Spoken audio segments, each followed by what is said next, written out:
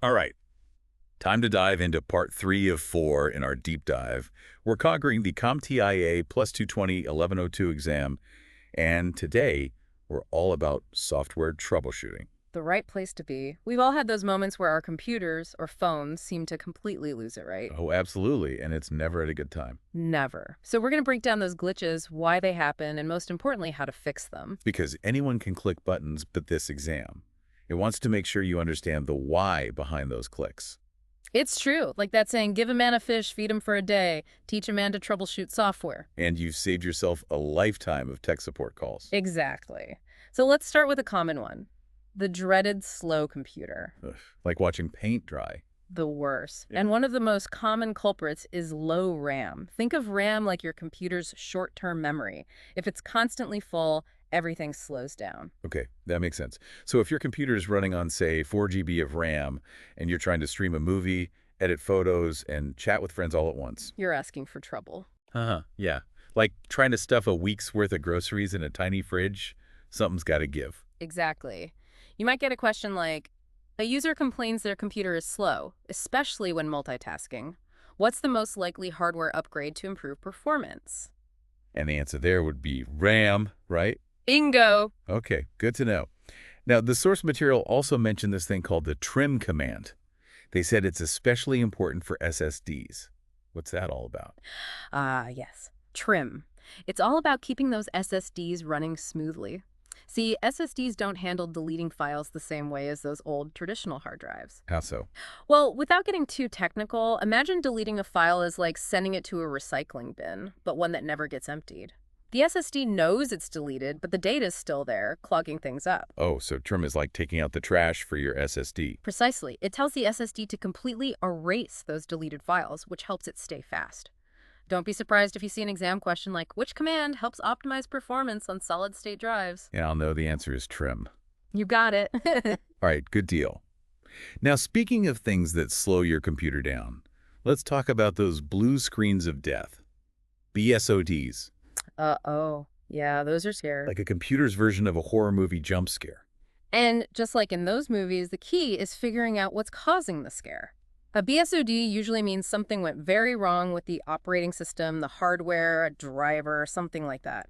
You might see a question on the exam like, what's the first thing you should do if a user reports frequent BSODs? Well, I'd want to know what the error message says, but a lot of times the computer restarts so fast you can't even read it. Exactly. That automatic restart. The first step is usually to disable that automatic restart, which you can do in the system failure settings. This will let you see that error message, which can be very useful. Like a breadcrumb trail. Yeah, to figure out the root cause. Makes sense.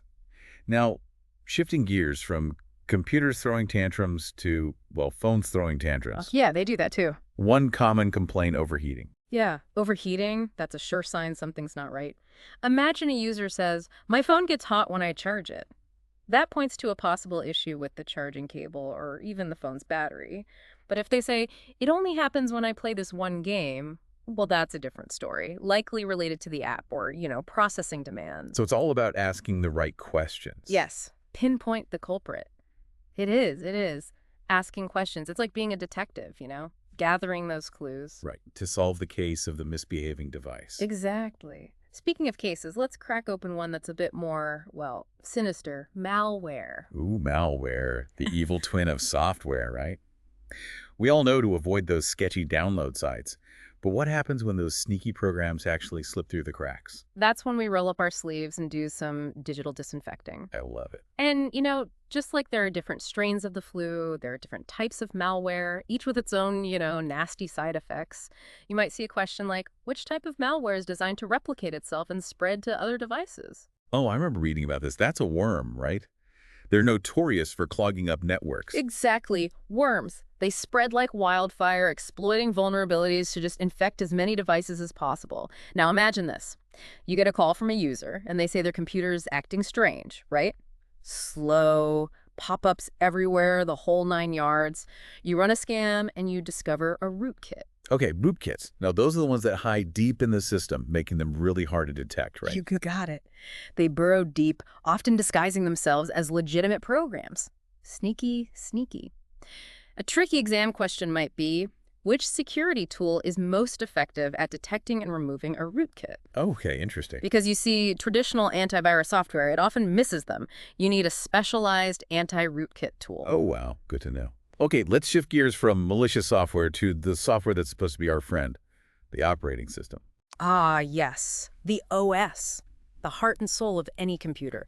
And just like our own hearts, they need regular checkups and, the occasional tune-up. Knowing how to navigate those settings is really crucial for this exam. Absolutely. You might get a question like, a user wants to create a new user account on their Windows laptop. Which section of the control panel should they go to?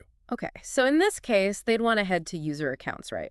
But remember, the CompTIA A+ exam, it covers various operating systems, not just Windows, Mac OS, Linux.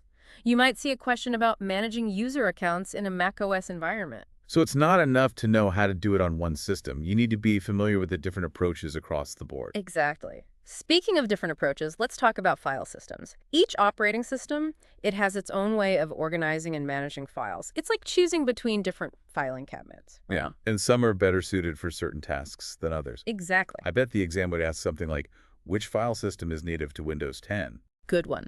The answer is NTFS. But you should be familiar with other file systems too, like APFS for macOS, XT4 for Linux, things like that. Okay, so we've covered slow computers, terrifying BSODs, sneaky malware, and even navigated the ins and outs of operating systems. What else could there be? Well, no deep dive into software troubleshooting would be complete without addressing, the elephant in the room, network problems. Oh, no, not the network. Those can be a real tangled mess. Where do you even begin with those? You begin with the basics. You'd be surprised how often the problem is something as simple as, forgetting to plug in the Ethernet cable. Or a user might be trying to connect to a Wi-Fi network but has the wrong password. It's always those simple things, but easy to overlook in the heat of the moment when you're panicked. Absolutely. A systematic approach, that's key. Let's say you get a question like, a user reports they can't access any websites. What's the first thing you should check? Well, before you dive into complex network settings, Yeah. you should check if their computer is even connected to the network. Right? Yeah. It seems obvious, but It happens. yeah. Start with the simple stuff and work your way up. Yeah. Now, another common network issue is related to IP addresses. Each device on a network needs a unique IP address. Right, like home address for computers to find each other. Precisely. And sometimes you get two devices that end up with the same IP address, and, that causes problems, like having two houses with the same address on the same street. Yeah, that would be confusing. I actually had this happen once. Two devices on my home network had the same IP address, and it was causing all sorts of connectivity issues. A classic example of an IP conflict. Ah. On the exam, you might encounter a scenario where you need to identify and resolve an IP conflict. So you need to know how to check the IP addresses of devices on the network and how to assign a new IP address if necessary. Exactly. And don't forget about DNS. It's like the phone book of the internet. It translates those easy-to-remember domain names like, google.com into those IP addresses that computers use. So if DNS is messed up, it's like trying to call someone but not knowing their phone number. Yes, exactly. You might get a question like, a user can ping a website by its IP address, but not by its domain name. What's the likely problem? That's a dead giveaway for a DNS issue. They'd need to check their DNS settings or try using a different DNS server. And we're back. Still going strong with our deep dive into software troubleshooting, all for that CompTIA plus 220-1102 exam. We've covered a lot of ground. Slow computers, those scary BSODs, malware, even dove into operating systems and networks. But you know what? There's one more essential area we really need to conquer. Oh, there is? What's that? Email problem. Ah, yes. Because in this day and age, not being able to send or receive emails, It's basically like being stranded without a phone. it can be panic-inducing. Totally. And just like with any tech issue, there's a million things that can go wrong. You might see a question on the exam like, a user can receive emails, but they can't send them. What's the most likely culprit? Ooh, good question. In that case, you're probably looking at misconfigured outgoing mail server settings. See, there are actually two key servers involved in email. The incoming server, which handles, receiving the mail, and then the outgoing server, sometimes called the SMTP server, and that one handles sending it out. So if those outgoing server settings are wrong, it's like trying to send a letter without a return address. Exactly. It's just not going to happen. You might need to check the server address, port number, authentication settings. All those little details have to be right. It's always in the details, isn't it? Always. Okay, so let's talk about those pesky email attachments that refuse to cooperate. Oh, the worst. Sometimes they're too large, other times they're blocked by, like, overzealous security filters. It's so frustrating. It really is. The exam might throw a scenario at you like, a user is unable to send a large video file as an email attachment. What's the best course of action? Okay, so I know that simply attaching a huge file to an email is usually a bad idea. Yeah. It takes forever to upload, might even exceed the recipient's inbox storage limit. What then? Exactly. In that case, a much better option would be to use a file sharing service like Dropbox or Google Drive. That way, you're not clogging up anyone's inbox. Much smoother approach. Okay, so before we wrap up this deep dive into software troubleshooting, let's do a quick recap, for our listeners who are prepping for this exam. Good idea. So remember, the CompTIA A+220-1102 exam, it's all about applying your knowledge to these real-world scenarios. Right, so don't just try to memorize facts. Yeah, aim to understand the why behind them. And remember, it covers a ton of software issues. We talked about slow computers, those dreaded BSODs, sneaky malware, operating systems, networks, even those email problems. And trust me, there's even more. But the good news, the fundamentals of troubleshooting, they stay the same. Exactly. Start with the basics, right? Gather your information, eliminate those possibilities, and don't be afraid to, consult your resources if you get stuck. That's great advice for the exam and just for life in general. It's true. Well, that about wraps up software troubleshooting. We hope you feel equipped to tackle those tech gremlins head on. Until next time, happy troubleshooting.